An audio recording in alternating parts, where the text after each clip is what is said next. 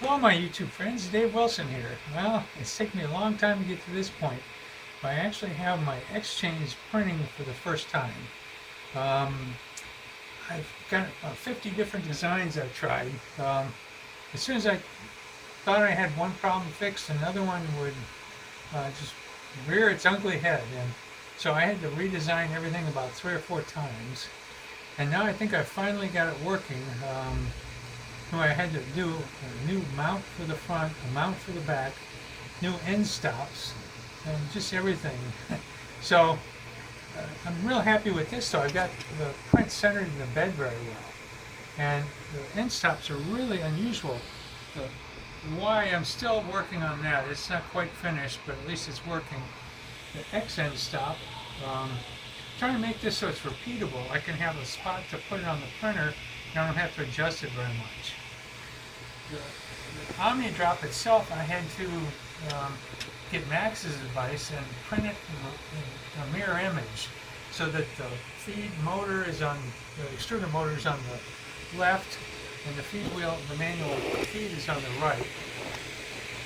I tried to put the Ezabl on one of the sides, but there's no room for it. It's going to hit one extrusion or the other, so I had to put it on the front.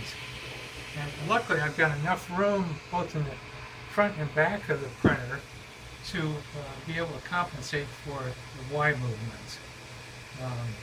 And then I had to get everything into Clipper correctly, all the coordinates for the homing and the XY offset and the mesh pattern. So this has been about a three-week project to get this far.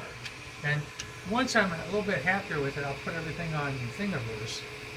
But my setup is very specific. I've got dual Y carriage, dual Z carriage for the Ender 5, Exoslide movement system, and the OmniaDrop hot end with an Ezabl for the bed level. So it's a pretty unusual situation, but I'm hoping people can work with this in other ways, uses I guess a way to get started. And one of the problems I ran into with the